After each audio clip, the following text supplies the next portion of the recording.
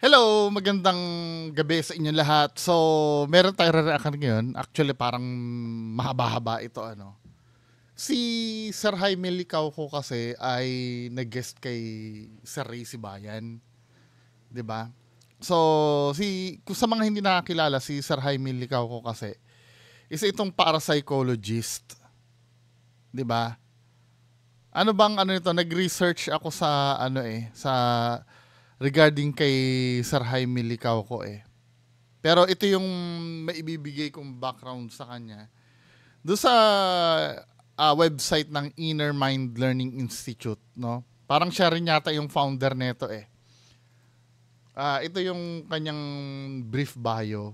Jaime T. Licauco obtained his master's in business management degree as a scholar from the Asian Institute of Management and his Bachelor of Arts degree major in philosophy and English, magna cum laude from San Beda College in Manila. During the 100th anniversary of San Beda College founding in October 2001, he was named on the Bedans of the Century for Literature. He is today considered the Philippines' foremost authority on inner mind development, creative and intuitive management, paranormal phenomena, and Philippine mysticism. He has written 17 best-selling books. Nako, tatay ko yata may mga libro din nito nung araw eh. Ni Jaime Licauco. Nababasa ko na ito before. Although wala naman ako matandaan. Kasi nakikita ko na ito dun sa library ng tatay ko dati. Ang cover ng book niya yung parang abstract na may nakaupo. Parang gano'n na itsura. And numerous articles on these subjects during the last 25 years. He is also co-author of Intuition at Work, a book published in San Francisco, California. He has appeared as guest in numerous television and radio programs in the Philippines and even abroad. He is frequent resource person of the prestigious Young Presidents Organization based in Texas and a member of the International Board of Advisors of the Global Intuition Network in San Francisco, California. Mr. Licauco has had 25 years of middle and senior management experience in various firms in the Philippines, mainly in the areas of human resources, management, consultancy. So, in short, hindi basta-basta itong taong ito, no? Kasi minsan, may mga nagdadadaldal dyan na hindi mo alam kung saan hinugot yung credibility. Itong taong ito, talagang may track record, no? He is one of the leading exponents of holistic or complementary medicine and has also lectured extensively before such as medical groups as the American Academy of Family Medicine, the Philippine Society of Family Medicine, blah blah blah blah blah. He was born on July 25, 1940. Siguro nasa 80s na ito,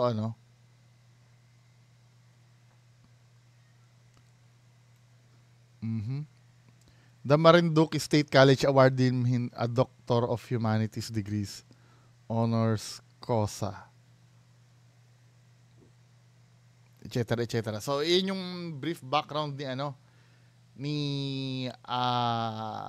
Sir Jaime Licauco, Professor Jaime Licauco. So, ito yung interview kay Sir Ray Sibayan. Panoorin nga natin to mga men. Magandang gabi po, Luzon, Visayas, Mindanao, nationwide and worldwide. Isa pang edisyon mga kaibigan ng programang Gabi ng Misteryo. Uy, napaka-exciting. Actually, kung kilala nyo si James Randi, yung pinakasikat na skeptic dati nun sa buong mundo. Actually, parang nabasa ko somewhere na nagka face to face na sila ni Sir Jaime Licauco eh. Ganong kalupit si Sir Jaime Licauco. Ating pag-uusapan ngayon po gabi ito mga kababayan tungkol po sa psychic abilities, At yung buhay po ng mga psychic, Siyempre, marami kasi mga nag-aalinlangan kung totoo nga ba na may mga ganyang abilidad yung mga psychic na nakakita ng mga miu-miu. Hindi, sa totoo lang, kung akong tatanungin nyo, naniniwala ba ako dyan sa mga may psychic na yan? Sa may mga ano? Yes! Kasi may mga may mga accounts naman talaga niyan eh. Yung mga psychic na yan na may nangyari talagang mga ganyan. Mag-research lang kayo may mga article tungkol diyan at kung sa personal naman, 'di ba? Meron din ako nasaksihan ng mga ganyang bagay na pero for me kasi 1 in a million 'yan eh. 1 in a million yung pagkakaroon ng psychic abilities. Meron man sa paligid natin or tayo man meron tayo.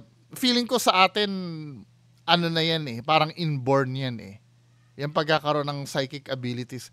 Depende na lang kung gaanong level meron ka. Kasi 'di ba?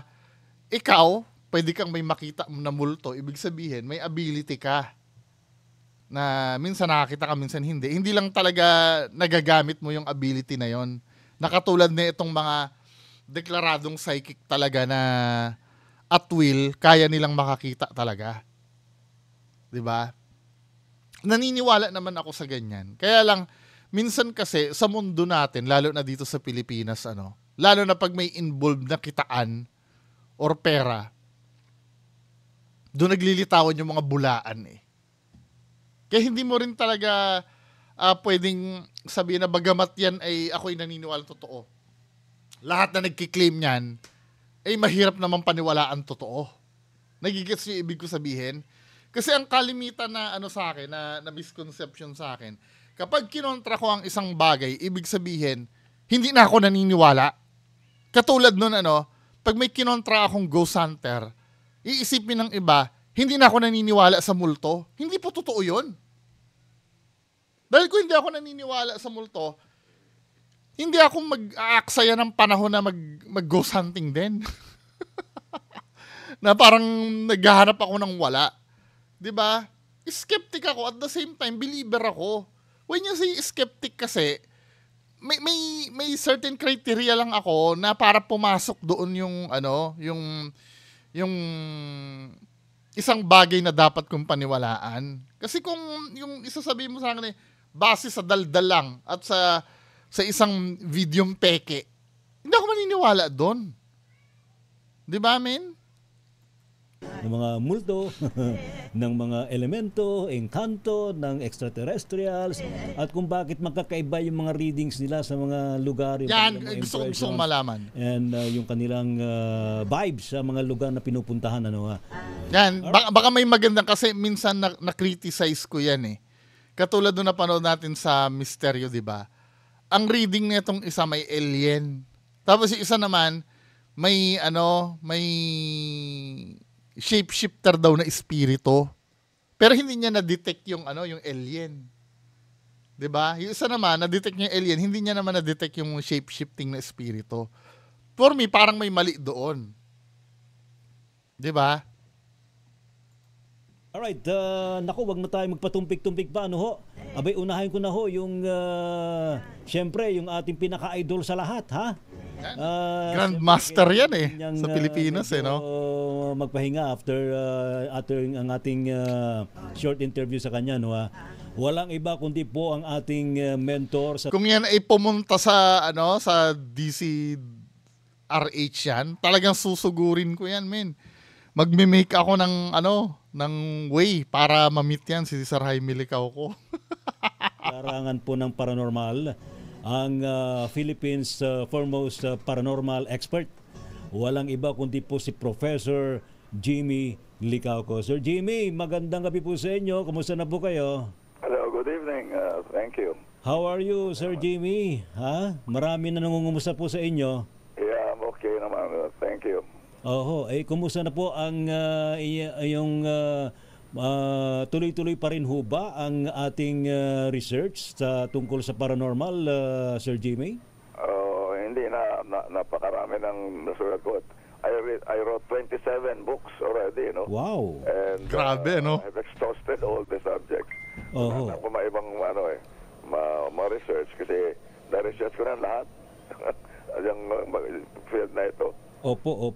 Pero so far, marami na po ngayong mga, mga naglabasan na rin mga Na mga peke. mga paranormal researcher, expert at iba pa. Unang-una, Sir Jimmy, ano ang inyong may advice dun sa mga patuloy na nananaliksik sa larangan ng paranormal? Well, ang ano ko lamang sa kanila is to be objective, no? Yes! Their emotions and personal... Objective. When you say objective, kung ano talaga yung ano, yun. Walang ano, no? Gagalit tayo iba. Objective. When you say objective, ano ba yan? Kung ano yung general truth. 'Di ba? Let's say may nakita tayong gumalaw na bagay diyan. Huwag agad-agad paranormal. Tingnan muna natin, baka mamaya natabig ng pusa 'yan or malakas lang yung hangin kaya natumba. 'Di ba? Magpaka-objective muna tayo, men. Bago natin pag hindi natin malaman, dun papasok yung subjective point of view. 'Di ba? Yung mga objective kasi, yung mga bagay na hindi mo pwedeng tutulan na talagang yun yung katotohanan talaga eh. Kanila is to be objective, no? And not to let their emotions and personal biases to interfere. Yan, yung personal biases din. Mahirap yan. Kaya yung dati, yung mga sinasabi kasi, yung mga critic ko rin, sinasabi, puntahan mo kasi doon para malaman mo, puntahan mo doon. Madalas ko namang ipapaliwanag na, sa totoo lang, hindi kasi effective na na nandoon ka mismo, kapag nag-audit ka ng tungkol sa paranormal. Why ka mo? May tendency kasi na kung ano maramdaman ko doon, maniwala ako. Kasi ako yung involved doon eh. Tama yung sinasabi ni Sir Jaime Licao ko na magkakaroon kasi ng personal bias doon. Katulad nito, sa panghuhula ni Sir Jay Costura. May mga tinatawag kasing Barnum statement. When you say Barnum statement kasi, ito yung mga bagay na akala mo specific lang sa'yo, pero hindi mo namamalayan, yung statement na yun ay applicable sa ating lahat. Hindi mo yan malalaman pag ikaw mismo nagpapahula. Ang sabi kasi nung iba sa akin, try mo kasi magpahula kay Jay Costura para malaman mo. Hindi kasi effective eh. Parang ganito yan, Kapag na-trigger ni Jay Costura yung emotion ko through Barnum statement, maniniwala ako doon. Halimbawa, sinabi sa akin ni Jay Costura, ikaw ay may pinagdadaan ng matinding problema. Dahil applicable sa akin yon, feeling ko, specific na hula yun sa akin. Matitrigger ang emotion ko nun. Pwede ko isipin, totoo talaga si Jay Costura. Unlike pag third person akong nanonood, di ba? Tapos sinabi ni Jay Costura dun sa kliyente niya na pinagdadaanan ka, malalaman ko agad na Barnum statement yun. Kasi yun ay applicable din sa akin, applicable din sa kanya at sa ating lahat. Di ba? Hindi naaapektuhan yung yung judgment ko kapag third party akong nanonood dun sa hulaan nila. Kaya pag ikaw nakasalang doon, maniniwala ka talaga doon. Kasi nandun kasi yung trickery eh. Parang ganito yan, men, hindi ko naman sinasabing nang bubudol si Jay Costura, pero same process yan ng budol eh. Kapag nabubudol ka kasi, hindi mo alam na binubudol ka, kaya ka nga nabudol eh. Ikaw ba, payag ka bang mabudol ka? Hindi ka naman papayag eh. Pero pag during time na nabubudol ka, hindi mo mafe-feel yun. Hindi mo mafe-feel na nabubudol ka yung mga, tamo ha, bibigyan ko kayo ng example. Magtatagal tayo dito eh. Parang naiintindihan yung sinasabi ko. Dito sa isang video, magbubukas ako ng isang budol-budol. Sa news budol-budol. Budol-budol news. Ganito nagwo-work kasi yan.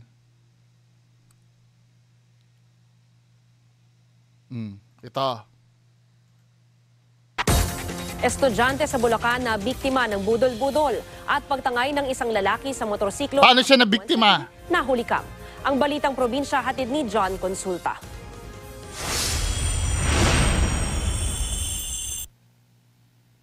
Ilang beses sinubukang buksan ng lalaking ito ang kandado ng gate ng isang bahay sa barangay Ibabaw umiiwas sa CCTV cam sa paligid. Pakuha naman ito sa barangay Santissima, Malolos, Bulacan. Akalain mong magkakilala ang grade 8 student at ang lalaking nakaitim na magkasabay na naglalakad at nag-uusap. Pero pambubudol-budol na pala ito ng lalaki sa estudyante. Sa salaysay ng estudyante sa barangay, sumama siya sa lalaki. Nangyayain siya nito papunta sa isang tao. Nakarating pa raw sila sa kabilang barangay. Hiniram daw ng suspect ang kanyang cellphone at di niya namalayan ng tangayin ito. Pinaghahanap na ngayon ng motoridad ang lalaki. John, Di ba? May pangbubudol na nangyari. Bakit ano? Siyempre, as third party observer, bakit nagpagoyo yung estudyante? Ang tanga-tanga naman ng estudyante. Binigay niya yung cellphone niya dito sa nambubudol. Hindi kasi natin alam yung proseso ng pambubudol eh. Naranasan ko na yan sa Fatima minsan, pero hindi naman ako na biktima niyan. Ang ang style niyan, lalapitan ka niyan. Boss, may anak si General na minanyak daw. 'Di ba? Ang itsura daw nung nang manyak sa anak ni General ay may basag daw ang screen ng cellphone. Patingin nga ng cellphone mo, boss. Papakita ko naman yung cellphone ko, no? Papakita ko yung cellphone ko. Walang basag, pero kakausapin ka ni General dun sa loob ng van. yun ang sinasabi. Nakahalata na ako noon. Ako swerte ko na nahalata ko. Kaya hindi natuloy yung pambubudol sa akin. May mga style kasi itong mga to na hindi mo alam na niloloko ka. At hindi ko masisisi yung mga biktima. Meron pa nga dyan nagpapanggap na kamag-anak na pagka nandoon ka talaga, madadala ka. Yung magandang example ng budol, para maintindihan natin. Tamo, katulad nito, si Lola. Naglalakad pa uwi ang senior citizen na si Lourdes Pascua Lunes ng tanghali sa Anonas, Quezon City. Sa di kalayuan, huminto ang isang sasakyan at bumaba ang isang babae. Lumapit at nagtanong ang babae kay Aling Lourdes ng direksyon papunta sa isang grocery store. Nakumbinsi ng babae na sumakay sila ng tricycle para samahan siya ng biktima. Hindi namin alam puntahan. Sige, samahan ko kayo, sabi ko. Nag-tricycle kami. Nandun pala yung mga kasama niya. Sabi ko, nandito na pala kayo, sabi ko. Tapos inano nila ngayon, nagtanong sila kasi may inano sa akin na pera na makapal.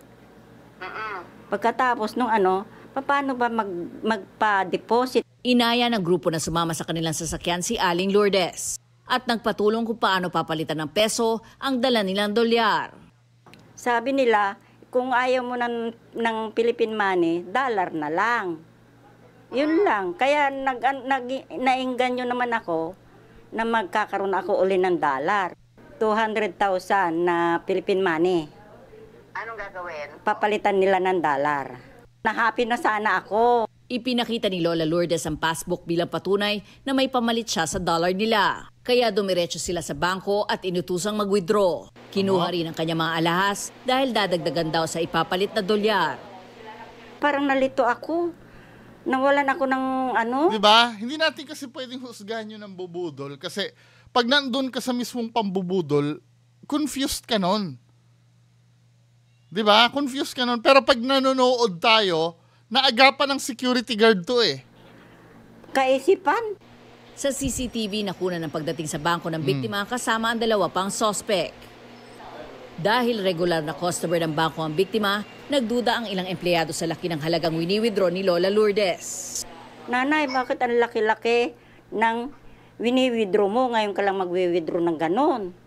Kaya nagtaka nga, ang ginawa ng gwardiya, tumawag sa barangay namin. Nagtaka po yung mga taga-bangko bilang ang laki ng i-withdraw. Tamo, nahalata ng ibang tao. 'Di ba? Ibang tao nakahalata, hindi yung mismong nandoon sa pambubudol. Balisa po si nanay. So, kinol agad ang aming atensyon kasi may iba sa mga kasama. Nang dumating ang mga taga-barangay, makikita ang unti-unting pag-alis ng babaeng kasama ni Lola Lourdes. Nung nahimas-himasan ang si nanay na nabudol na pala siya, Tapos tinawag ang atensyon ng mga pulis na nasa labas. Na-preempt ng mga kapulisan, ng mga kasamahan ko, yung suspect. Dumating ang mga pulis at naaresto ang isa sa mga suspect na kinilalang si Yolanda Pascual na kinasuhan ng swindling. Tumanggi naman magsalita si Pascual. O, diba? Ang nakapansin, yung hindi involved dun sa transaction. Kasi third party sila Parang ganito kung itutulad natin doon sa mga nanghuhula, sasabihin nyo sa akin, magpahula ka doon para malaman mo kung totoo. No! Kapag ako kasi nandoon, katulad ng sinabi ni Sir Jaime Licauco, may involved doon yung personal bias ko Maniniwala talaga ako doon. Kaya ang mga powerful na mag-o-audit niyan, yung mga nasa third party, yung hindi involved doon. Kasi magkakaroon tayo ng judgment doon na hindi cloudy Tingnan mo yung nangyari dito kay Lola. Si Lola involved mismo doon sa pambubudol. Hindi niya nakahalata yun na binubudol siya. Ang nakapansin lang yung mga nasa paligid niya. Yun sana maintindihan nyo. Kadalasan yun ang pang-ano nyo sa akin. I-try mo kaya doon. I-try mo. Gago! Parang sinusubo mo yung sarili mo sa pambubudol doon. Maniniwala ka talaga doon pag ikaw talagang yun ang hindi naiintindihan kalimitan ng mga na mga sumasalang diyan sa panghuhula na peke. 'Di ba? Kapag nire-reading ka na, sinabi lang sa'yo na parang ganito, parang ganyan, parang may pinagdadaanan ka. Ikaw naman, pil na pil mo. Ay, oo, may pinagdadaanan nga ako ngayon. Tapos pag ini-explain mo na, itry mo kaya magpahula. Gago! Mga bobo! Ini-explain na sa inyo kung paano mangyayari. Bobo-bobo nyo. Leche. With objective research, it should be scientific as much as possible. Although we cannot be completely scientific now when it comes to paranormal. Yes. I do agree naman na we can't be completely scientific. Kasi kung pero ang ina-advise ni Sir Jaime Licauco, tamo to interfere with objective research. It should be scientific as much as it should be scientific. Kasi yun ang first line of defense natin Yung scientific At sinabi dito ni Sir Jaime Licauco, although we cannot be completely scientific, no? Although we cannot be completely scientific, naiintindihan ko yung part na yon. Kasi yung pagiging scientific mo kasi, yun yun yung first line of defense natin para hindi tayo maguyo. Unang-una, kung yung ginagawa ba ng psychic na yan, or yung ginagawa ng ghost hunter na yan ay may trickery, may panlilin lang. 'Di ba? Pwede mo munang i-apply yung scientific doon 'Di ba? Paano halimbawa tumumba yung baso? Magiging scientific ka muna, ano ba ang factor? Bakit tumumba yung baso na nasa lamesa? 'Di ba? May tumabig ba diyan? Tapos nakikita may tali may nakita akong tali na hinila Madidebunk mo kasi inuuna mo muna scientific muna 'Di ba? Ngayon, yung part na hindi naman natin completely scientific ang pwede natin, nag-a-apply lang yan pag na-exhaust mo na lahat ng wala namang hangin. 'Di ba? Wala namang pusang dumaan dun sa lamesa. Hindi naman natabig yung lamesa. Bigla na lang tumumba yung baso. Nag-defy ng gravity. 'Di ba? Siyempre, doon na papasok yung medyo mag-iisip ka na ng paranormal yun. 'Di ba? Kasi beyond science na yun when it comes to paranormal. Yes. Kasi precisely the definition of paranormal is an incident or event which is beyond science. Mm-hmm. Yes, 'di ba? Pag beyond science na, doon na tayo mag-start mag-isip na yun ay isang paranormal na talaga. So, by definition, you cannot completely adhere to the scientific method. Although as much as possible, if there is a possibility of verifying this scientifically, it should be verified scientifically. Yes, di ba? Priority talaga yung science. Di ba? Kahit pasabihin mo na ganito yun, kailangan kasi nagde-demand pa rin kasi talaga ng science Kahit na anong gawin mo. katulad ng sinabi ko before, for example, no, wag na tayo maggaguhan dito. Katulad ng video ni Kuya Red, no? 'Di ba? May theory kasi na ang multo, ito na nabanggit ko na ito before. May theory kasi Kuya Red. White lady.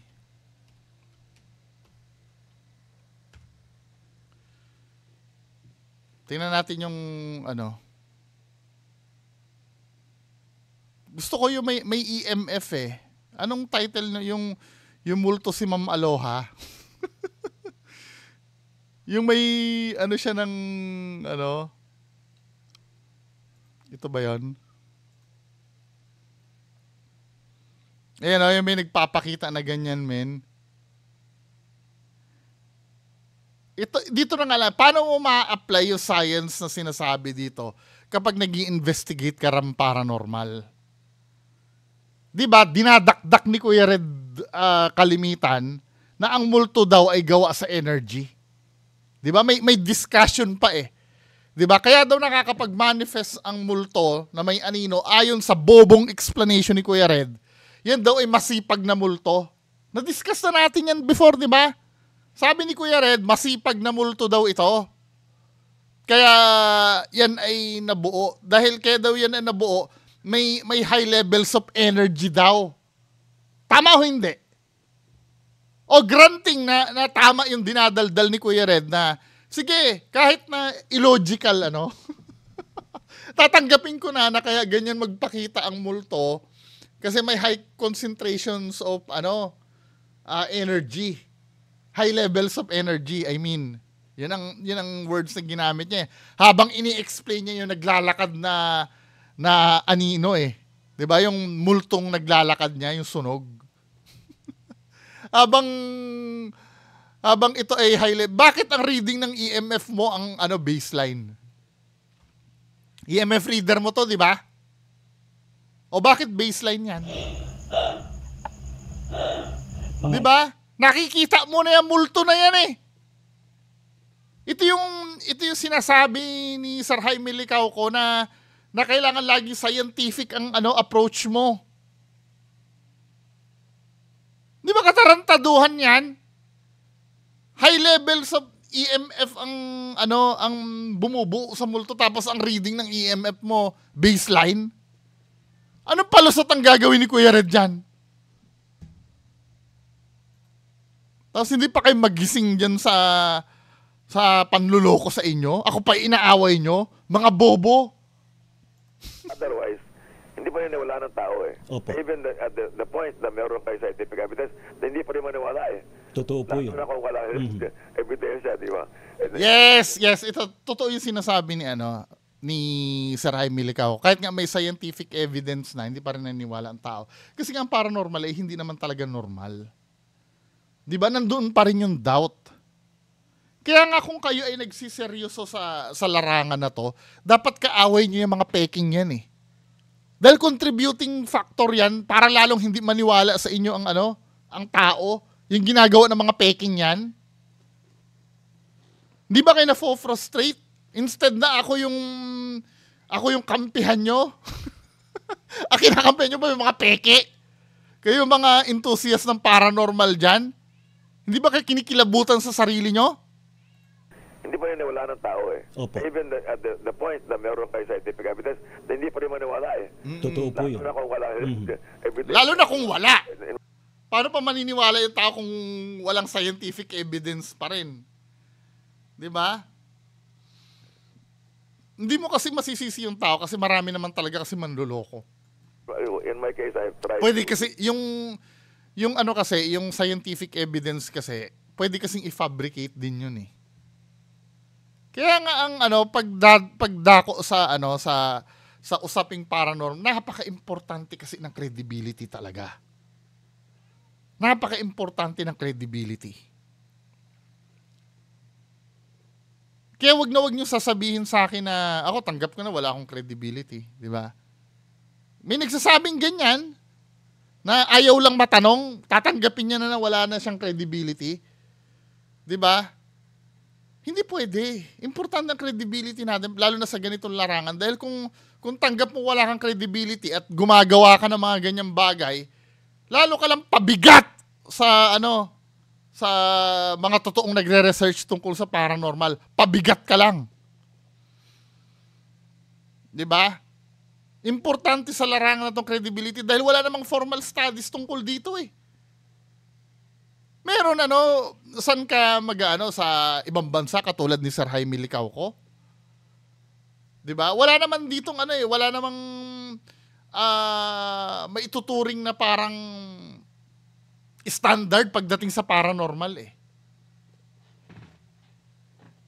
Kaya nga ang panghahawakan dito yung credibility. Kung ikaw tao ka, ay kilala ko na hindi ka sinungaling. Hindi ka mandarambong. yung pagiging ganito yung pagiging human kasi sa atin, normal naman na nagkakamali tayo. Hindi tayo perpekto lahat. May mga masasama naman tayong ugali eh. Ako, may masama akong ugali. 'Di ba? Minsan nakikita niyo naman nagmumura ako dito or kung ano man yung masamang nakikita niyo sa akin. What you see is what you get. Pero pagdating kasi sa larangan ng research ng paranormal, 'di ba? Hangga't maaari, although nagkakamali ako minsan pero I assure you, yung pagkakamali kasi normal yan eh. Yung mga tinatawag na honest mistake, normal yan eh. Kahit sa ang scientific research, nangyayari ang mga pagkakamali na yan. 'Di ba? Normal yan. Yung may false reading, na pagkamala mong totoo yung false reading, normal yan. Pero I believe, hindi nakaka-apekto yan sa credibility mo. Kasi hindi mo naman gustong magkamali talaga kung nagkamali ka nga. 'Di ba? Ginusto mo ba yun na magkamali ka? Let's say halimbawa, may kumalabit sa akin habang nag-explore ka. Then nakita sa video ng kasama mo, nasagi ka lang pala ng sanga ng kahoy. Hindi mo naman kasalanan yun eh. Naramdaman mo naman talaga na may kumalabit sa'yo. Kaya lang, hindi yun yung iniisip mo na multo. Sanga pala ng kahoy na sumabit sa likod mo. Nakuha doon sa video ng kasamahan mo. Masama ba yun? Hindi naman masama yun. Pero ang masama dito, huling-huli ka na. Kumanta na lahat ng kakampi mo na peke ang ginagawa mo. Shoutout Donski Gush TV. Tsaka Kuya Red. May ebidensya na laban sa inyo. Pati mga kasamahan mong peke din. Nagmamatigas ka pa. Ibang usapan na yon. Kakapalan na ng pagmumuka yon. Basag na ang credibility mo nun. Maniwala ka sa akin. Be very, very objective and have evidence, no? And yet, people still laugh at this, no? Pagtatawanan pa yan, wala tayong magagawa dyan. Correct. As far as I'm concerned, napakaraming misteryo sa mundo. Mystery. Correct. I do agree.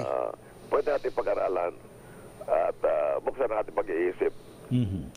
Ang nakakatawa kasi minsan doon, yung parang ito kagabi may napanood ako sa KMJS.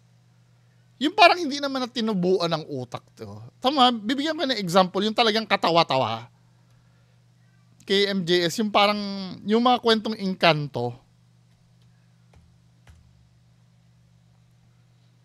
Ito, katulad nito, no? Doon sa unang bahagi nitong iaano ko lang baka mamaya kasi maano na naman tayo ng KMJS Paano nangyari na ang mga residente sa isang barangay ng Oroquieta City sa Misamis Occidental nakatatanggap daw ng misteryosong resibo ito at mga package? Katulad nito, 91 yung bill niya sa kuryente, 91,525. Yung bill niya sa kuryente. At nakapangalan ito sa 1,000 pesos. Sa isang malabo raw na sa kanila ito. Lalo pat madalas lang na nasa humigit kumulang 2,000 ang inirerehistro ng kanilang metro. Pero kinilabutan daw siya nung titigang mabuti ang resibo at nakita niya ang pangalan ng isang Maria Prieto. ang pangalan Maria Prieto daw. Apelyido man daw kasi nila ito. Hindi naman nila kakilala. Nakalagay sa resibo, Kapitbahay. nakalagay sa resibo, Maria Prieto, ano nila eh, kaapelido nila, tapos ang bill sa kuryente, 91,250. Na Maria Prieto. 16 years ko nandaan dito, wala akong kilalang Maria Prieto. Ito po yung poste na nakakabit po dito yung meter namin. Pito lang po siya. Tapos nung March yung may-ari ng mga bill na to. At itong isa na meter yung sa amin. Nagtaka po kami kung bakit binigyan kami ng ganun na bill na merong pangalang Maria Prieto. Kasi doon sa poste na yon, wala pong Maria Prieto na account. Bakit lumitaw agad itong bill na ito? Diba? Nagkaroon sila ng bill na Maria Prieto, tapos 91,000. Tinan mo yung explanation nila. Naman to sa amin. Creepy pala talaga siguro. Creepy na agad daw yon. Bill na to. Kaya ipinost na lang ni Shirley ang kanilang electric bill sa kanyang Facebook account. Para malaman ng may-ari, para din magawa niya ng aksyon. Bakit ganun kalaki yung bill niya? Or meron ba talagang Maria Prieto? Dito na muli nabuhay ang mga kwento-kwento tungkol sa di umano mga misteryosong naninirahan sa kanilang barangay.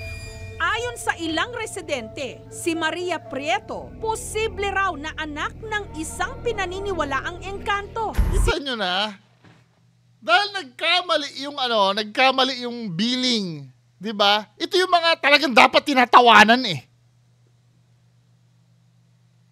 Diba? Kung titingnan mo yung logic, ang tanga, diba? Pero may engkanto, nagkakaroon ng bill na 91,000. Aanhin ng engkanto ang kuryente. Elemental sila. Di ba men, ito yung mga bagay na sobrang kababawa ng utak ng tao. Na syempre, natatawa na yung iba pagka naririnig yung mga ganyang bagay. Kaya hindi mo masisi yung frustrations ni Sir Jaime Licauco. Kasi ito, seryosong bagay ito eh. Itong paranormal na ito, seryosong bagay ito para sa iba. Pero bakit naging katatawanan? Dahil sa mga taong katulad ng ganun mag-isip. Na lahat na lang kinontribute sa kahit na hindi naman paranormal, kinocontribute sa mga bagay na paranormal. Yung iba dyan, may ma-content lang, di ba? Kahit kalabog lang ng paranormal na agad. Di ba, nakukuha nyo na ibig ko sabihin? Ito mga katulad nila Donsky, nila Kuya Red, pinapababa nila ang level ng ginagawa nilang circus ang mundo ng paranormal na para sa iba, seryosong bagay ito. Diba? Tapos kayo mga bobong supporter, sabihin nyo na, hindi huwag mapanaarin! Tanga, kainis. Professor Jimmy, na the research of the paranormal is a continuing learning process. Oh, yes. Walang katapusan yan hanggang sa libingan. Oo nga. Hanggang sa kabilang buhay. And then, as long as we're alive, we continue to learn. Yes. Oo. Pero once na sa kabila ka, doon na. Kaya nga sa opinion naman sa opinion ni Sir Ed, for now, since continuous learning yan at wala namang talagang masyado nakakalam, I do believe si Sir Jaime Licauco, bagamat matagal ng researcher ito, may mga katanungan pa rin sa isip niyan kasi nga ang paranormal kasi hindi siya katulad ng ng science eh. Let's say halimbawa, nung araw kasi magic para sa mga ninuno natin ang makakita ng apoy. Pero ngayon, through science, na-explain na at nakakapag-produce na tayo ng apoy. 'Di ba? Tayo kasi sa paranormal, nasa stage pa lang tayo na pag nakakakita tayo ng multo, hindi natin alam kung paano. Pero during sa mga time na nagdadaan, 'di ba? Nagkakaroon na tayo ng ways para unti-unti nating ma-realize or kung paano ma-detect ang multo. Nandiyan na yung paggamit ng EMF reader, 'di ba? Kasi in theory, ang multo nga ay gawa sa electromagnetic field. Pero theory pa lang 'yon. 'Di ba? Unti-unti nang nagko-close na yung gap ng ng science at paranormal eh. Nasa early stage pa lang tayo. Unlike do sa paggawa ng apoy, ilang taon ang dumaan para matuto ang humans na na mag-produce ng apoy. Tandaan nyo kung ano. 'Di ba? Matagal-tagal din pati yung makapag-produce ng during Metal Age, ano? Ilan ang siglo ang tinawid mula Stone Age? Siglo ba? Tama. Pero mahabang panahon, 'di ba? From Stone Age sa panahon sa Iron Age hanggang sa tumawid tayo ng Computer Age. 'Di ba? Lahat 'yan step by step. Nasa early stages pa lang tayo ngayon. Alam na lahat. Mas exciting doon. Mas exciting. Kaya nga ano tayo dito lahat tayo dito nagre-research Kaya nga sabi ni Sir Ed Caluwag, sa opinion ni Sir Ed Caluwag kasi, wala pang pwedeng tawaging with all due respect kay Sir Jaime Licauco, wala pang matatawag talagang expert ngayon. Kasi marami pang area ng paranormals talaga ang hindi pa nadidiscover. Yung dagat nga natin ilang percent pa lang nun ang nadidiscover Marami pa rin hindi nadidiscover sa ocean. Computer age na tayo ngayon, di ba? Pero kayo, Professor Jimmy, sir, do you consider yourself as a psychic? No. Why? Everybody is. So there's nothing special about me. Yeah. Ganda na yung statement niya, lahat tayo. Wala namang special about din sa kanya. Yes, everybody. Everybody's a psychic, right? So, kailan po ninyo na-discover, Professor Jimmy, na kayo po'y isa rin po sa mga psychic? Tulad namin. Alam mo, I Tulad ng iba. consider myself special. I have nothing special that others do not have. Everybody has the ability. Yes. Kanya lang, some are able to demonstrate this, or it comes out more often than other people. Mas madali nilang matutunan o ma-exhibit. Or ibig sabihin ni Sir Jaime Licauco kasi, yung iba, madali nilang how do you call this? Madali nilang at will, madali nilang magamit yung psychic abilities nila. Ngayon, in terms of emergency, like, I'll give you an example. Yes, sir. Go ahead. There's an American woman cooking lunch at 1 o'clock in the afternoon in America. All of a sudden, she felt a very painful, there's a pain in the chest. Biglang sumakit yung chest niya. Bumagsak siya sa floor, sa sahig. And nobody knows what happened to her at that point. And then later, about 1 hour later, there was a knock on the door from the American military armed forces saying that her son in Vietnam was shot at 1 o'clock in the afternoon. Wow. 1 o'clock in the U.S. Time. So, how do you explain that? Parang ma-explain yung merong verification. Yes. Dumumba yung babae, dumumba yung ina. Sakit. Tuwama sa kanyang dibdib. Yung pala, binaril o nabaril yung kanyang anak sa Vietnam sa chest, sa dibdib. How do you explain that? Ito ba'y may kinalaman, Professor Jimmy? Ito, magiging skeptic ako doon sa istorya ni Sir Jaime Licauco. With all due respect kay Sir Jaime Licauco, ang kwento kasi ni Sir Jaime Licauco, meron daw isang babae na nakatira sa US. 1 o'clock daw, US time to, sumakit daw yung dibdib niya. Parang parang bumagsak daw sa floor kasi sumakit daw ang dibdib niya Then later on daw may nag-knock daw sa pinto nila na nire-report yung anak niya daw na baril sa dibdib sa Vietnam. Exactly 1 PM daw kung kailan siya nakaramdam ng sakit.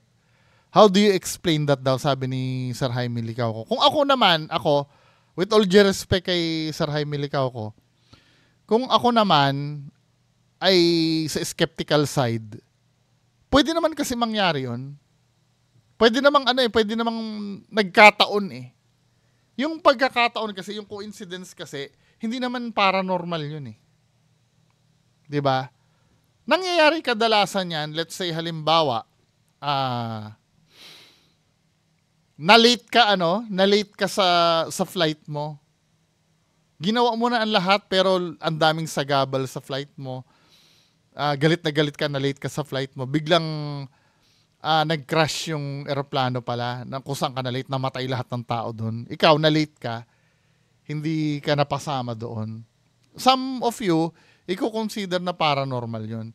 Pero may tinatawag kasi tayong coincidence. May mga bagay na ganyan na wala lang. Di ba? Yung nagkataon lang siguro. Hindi naman yun eh. Hindi naman paranormal yun for me, I don't know kung saan, siguro may ibang factor pa yun kung bakit nasabi ni Sir Jaime Licauco na may kinalaman sa paranormal yun. Pero kung ang istorya ay pagko-concentratein lang natin yung pagkakataon na kung kailan sumakit yung dibdib ng nanay, kung kailan nabaril yung, I think walang paranormal. Pwede kasing mangyaring coincidence yun eh. 'Di ba? May tinatawag kasi tayong coincidence na nangyari talaga.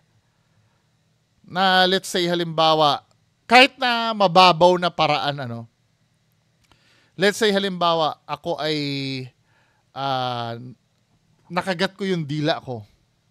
Then yung kapitbahay namin sabay, habang nakagat ko yung dila ko, yung kapitbahay ko naman nadapa sa labas. Halos sabay. Aray! Sabay kami nag-aray. 'Di ba? Dahil yung kapitbahay ko nadapa din, ako nakagat ko din ng dila ko. For me, wala namang meaning yon. Nagkakataon talaga yun. Dahil kung i-consider natin paranormal yon, ang pagtama sa loto, paranormal na rin yon.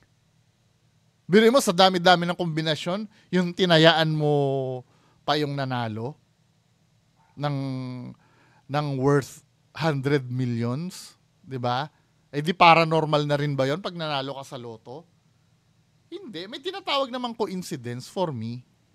Pero I do believe may ibang criteria pa yon kung bakit nasabi ni Sir Jaime Licauco yon na ganun. May intindihan ko sana kung halimbawa nagkaroon siya ng premonition, yung sumakit yung dibdib niya, then pagbagsak niya parang na-preview niya yung siya ay nakahiga sa damuhan na binaril siya, tapos yun pala yung nangyari sa anak niya kung ano yung nakita niya. Yun pa. Pero yung parang sumakit lang yung dibdib mo, tapos di ba? Meron kasing pwede kasi mangyari yun na nagkataon Psychic connection niya dun sa kanyang anak? Well, actually, lahat tayo. Yung psychic connection niya dun sa kanyang anak? Well, actually, lahat tayo, ang aking palagay, aking theory, yes, lahat tayo may ability Lahat. Kasi niya lang, there are some who are able to exhibit this more frequently or more open. Pero may natatandaan ako dati naman sa school naman namin. Meron kasi kaming hindi ko ka-level lower grade yata 'yon dati. 2011 to nasa elementary ako noong 2011. 'Di ba? Nung elementary ako noon, meron akong ka-eskwela, I think lower grade yata 'yon Meron siyang kakambal. Kasi magkaklase sila nung kakambal niya Then yung kakambal niya nagkaroon ng sakit, nasa hospital. Then yung isang kakambal niya, pinagkakaguluhan doon sa room kasi suka daw ng suka. 'Di ba? Dinala na sa clinic ng school. 'Di ba? Pinapaypayan na doon na hindi nila maintindihan kung ano yung nangyari doon sa kambal. Then biglang nalaman namin nung same day na namatay yung kakambal niya pala sa hospital. Hindi naman sakit yung kinamatay, na-disgrasya yata, nabundol yata. Parang nagkaroon ng brain damage. Tapos siya nasuka nung time na yon. 'Di ba? Kung i-apply ko yung sinabi ko kanina, pwede naman kasing coincidence. Pero ano kasi, hindi mo kasi maiwasan din sa utak natin na mag-isip na may connection yun eh. 'Di ba? Kasi nga naman nakakabilib yung pangyayari. Na ano yung saktong-sakto na na nasuka siya habang namatay yung kakambal niya. Or katulad ng kwento ni Sir Jaime Licauco na na bumagsak yung nanay then nabaril sa Vietnam yung anak. 'Di ba? I do believe na nangyayari naman talaga 'yon. Kung psychic man 'yon, kung may kinalaman sa pagiging psychic naman 'yon. I don't know. Pero still ginagamitan ko pa rin ng logical explanation 'yon. Na pwede naman magkataon din. 'Di ba? Than others. Kaya curious ako, ano yung naging batayan ni Sir Jaime Licauco para sabihin niyang paranormal 'yon. I'm so sure meron 'yon. Pero lahat tayo, without exception, are psychic. Yes. Lahat. Yes. So, Tama. it's just that, kanya ka lang, naging sensational yung mga nagagawa ng mga tao.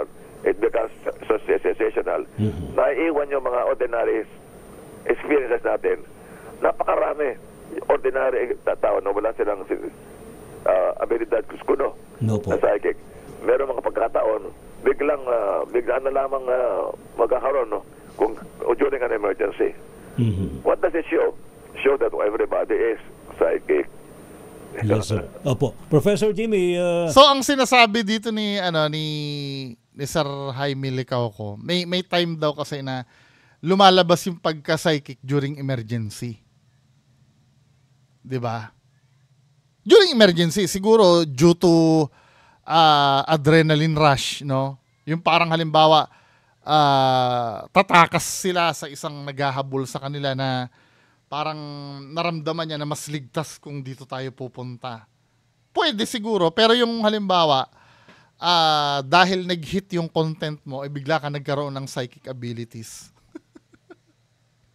Yung isa kang ghost hunter, tapos biglang nagkaroon, medyo sa akin katutuda yun. Pero may room pa naman na malay mo totoo.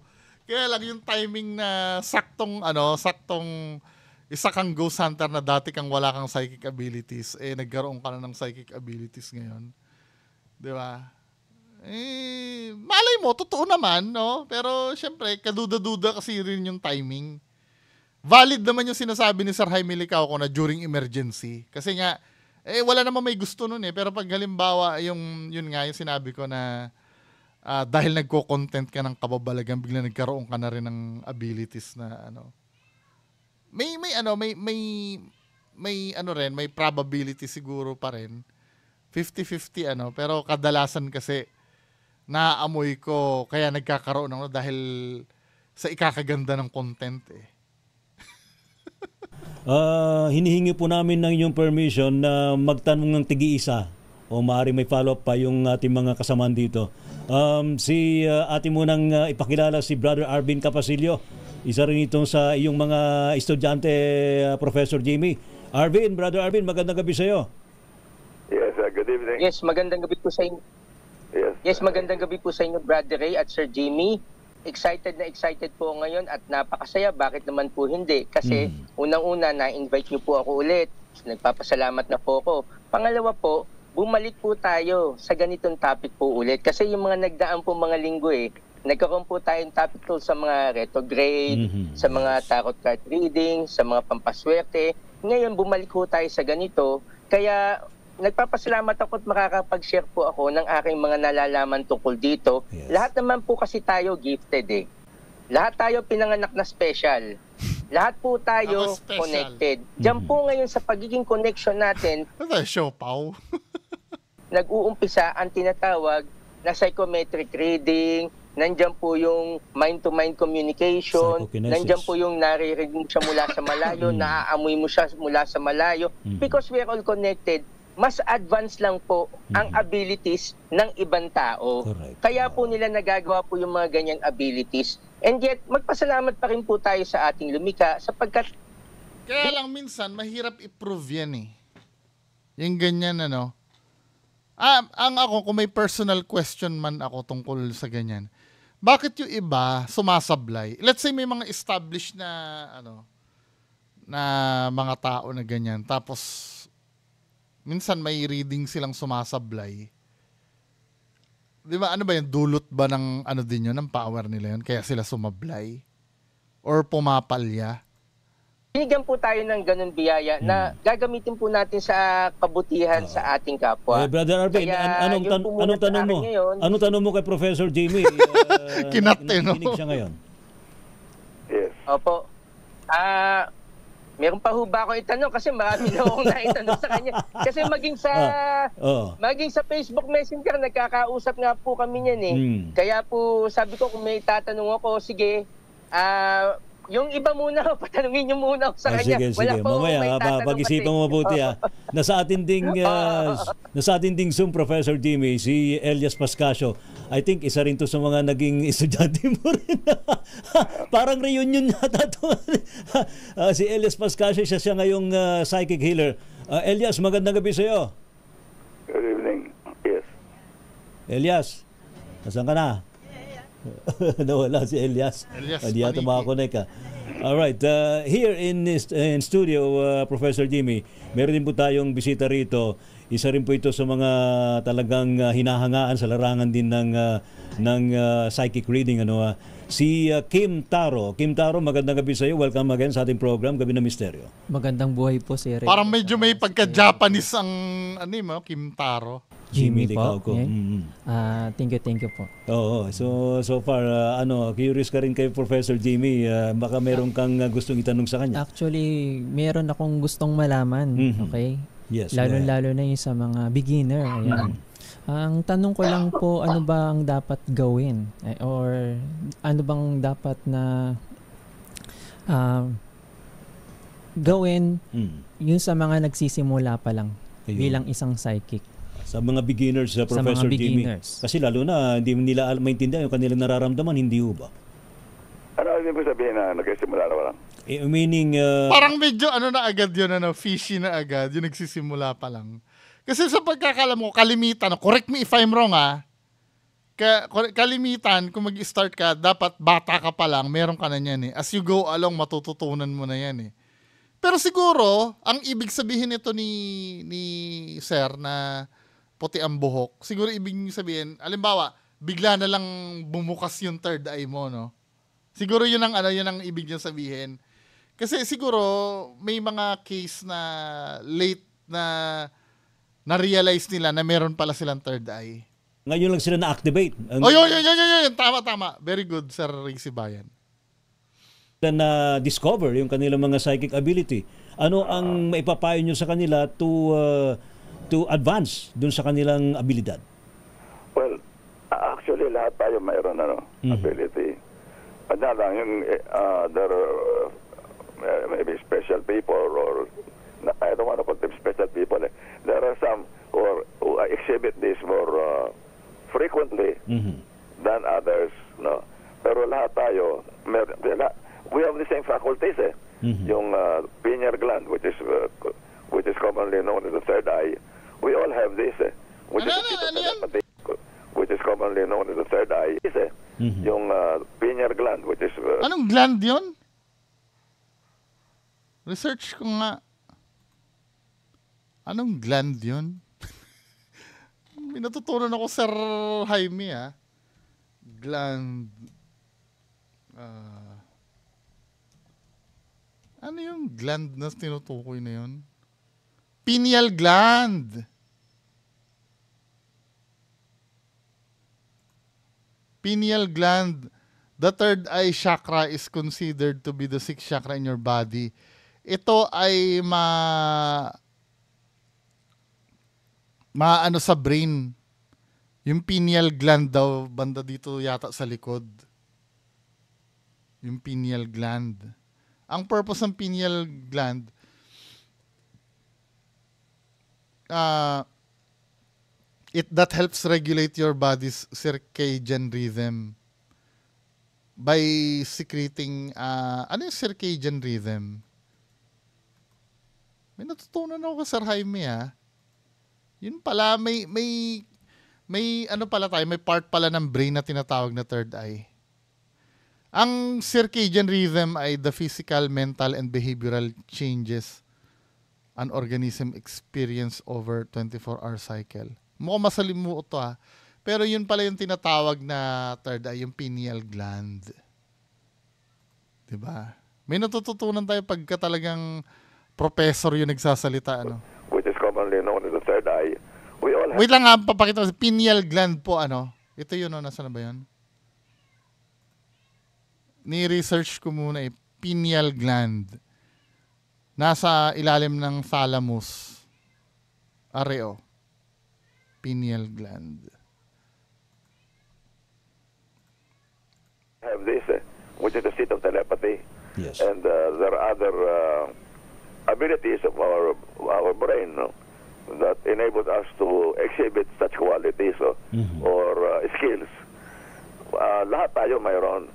Kaya lang yung iba, mas lumalabas yan more often than others. Yung iba nagpa-practice, yung iba spontaneously. Yes. Lumalabas yan. Especially, Professor Jimmy, mga mga naka-experience ng NDE, yung near-death experience, biglang nag-activate yung kanilang mga psychic abilities? Alin yun? Yung mga naka-encounter, naka-experience ng near-death experience. Oh yes. Alam mo yung near-death experience, ang nag-umpisa ng mag-study dyan si Dr. Raymond Moody. Sa isang libro niya called Life After Life. Yes. Siya ang una nag-investiga niyan at siya rin nag-invento nung near-death experience, yung salita, yung word, near-death experience was invented by Raymond Moody. I met Raymond Moody. In person, huh? I listened to his lecture. Yes. And I met him. We had some good conversation. Raymond Moody. He was the one who started this near-death experience. He studied 50 cases at that time. Wow. And he wrote it in the book Life After Life, which I have, no? A very nice person. He's a doctor of medicine.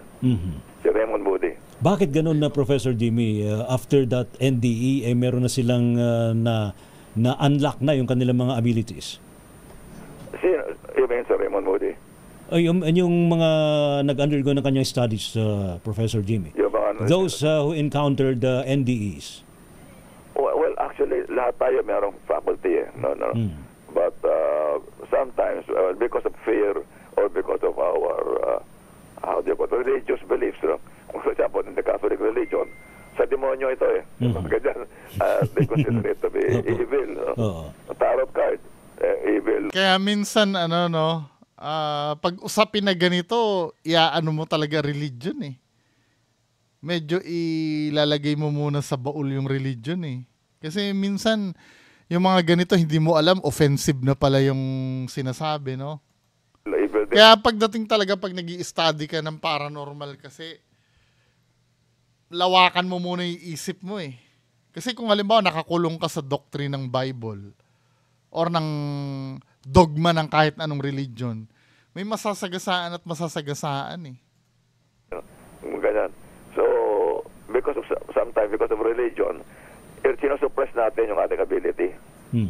And this is true, especially during the Middle Ages, there are many people who were exhibiting extraordinary powers. They were considered witches and they were tortured. They were burned at the stakes by the Catholic Church at that time.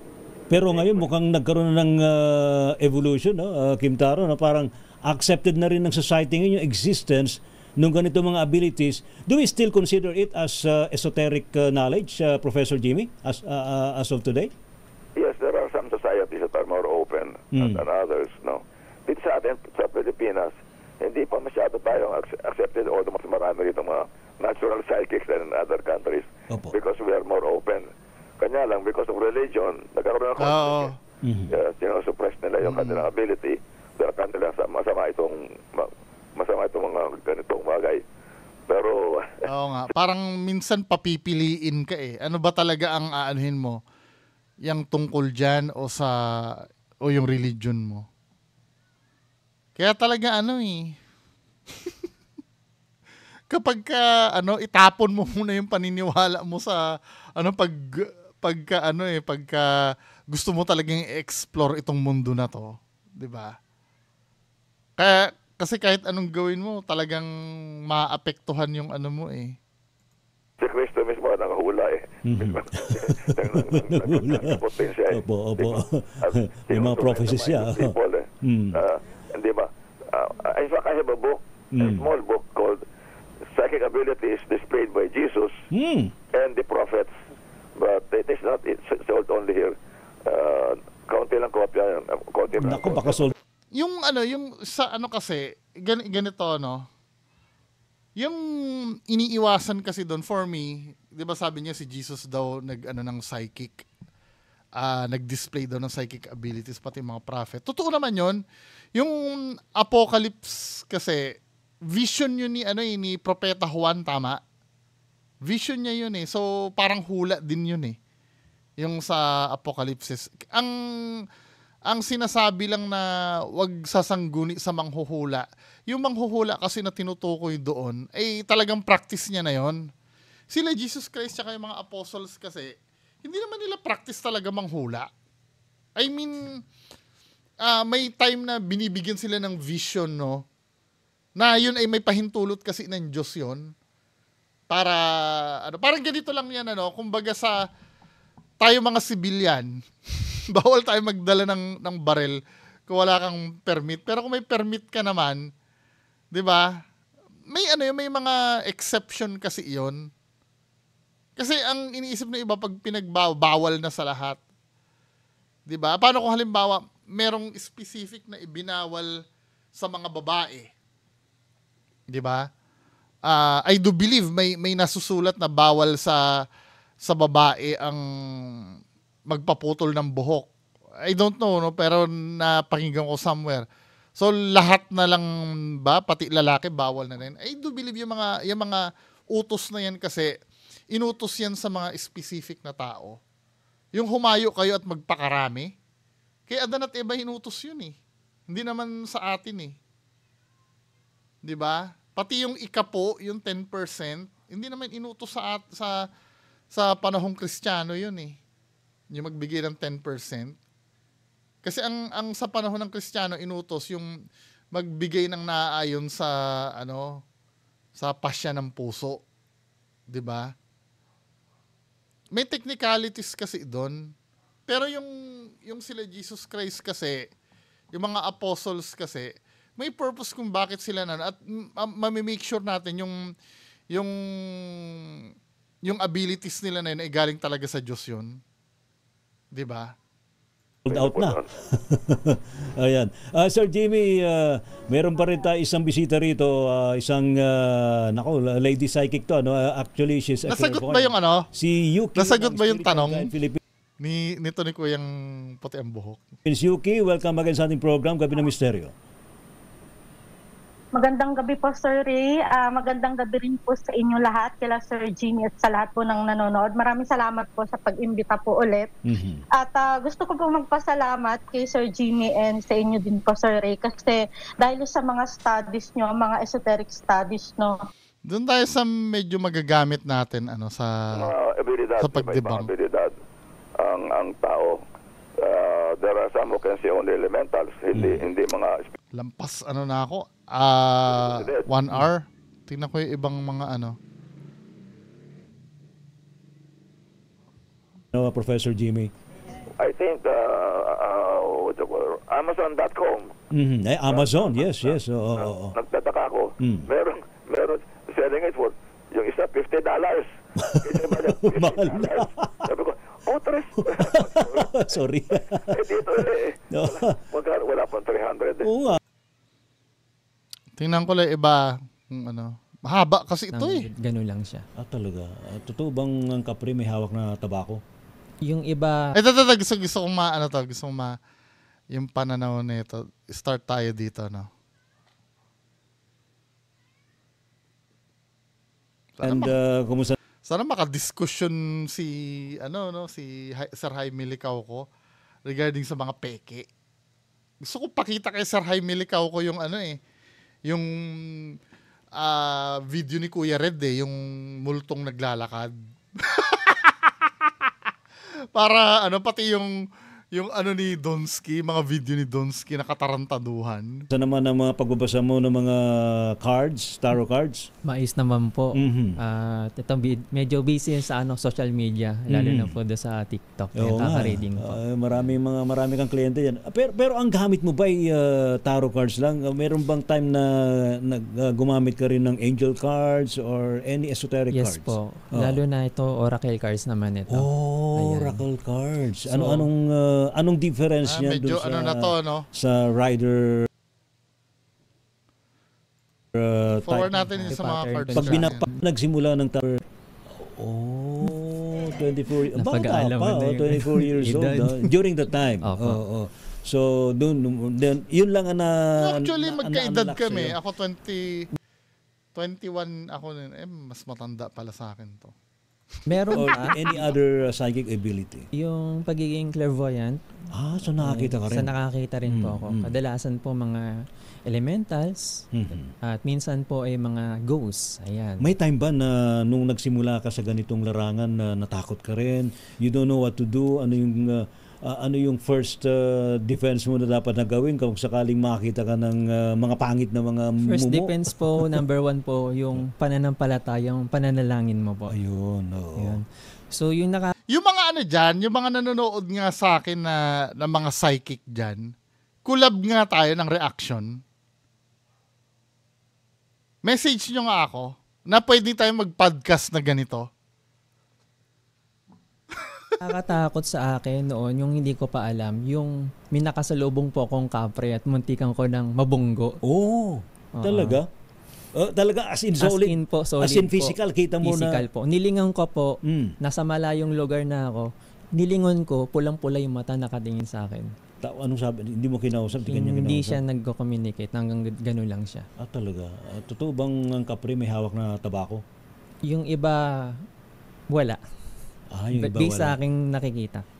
Hindi, iba raw naka-vape na Naka-vape.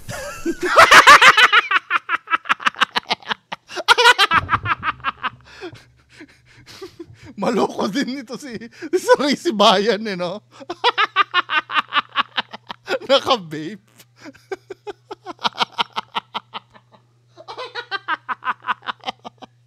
Naka-vape.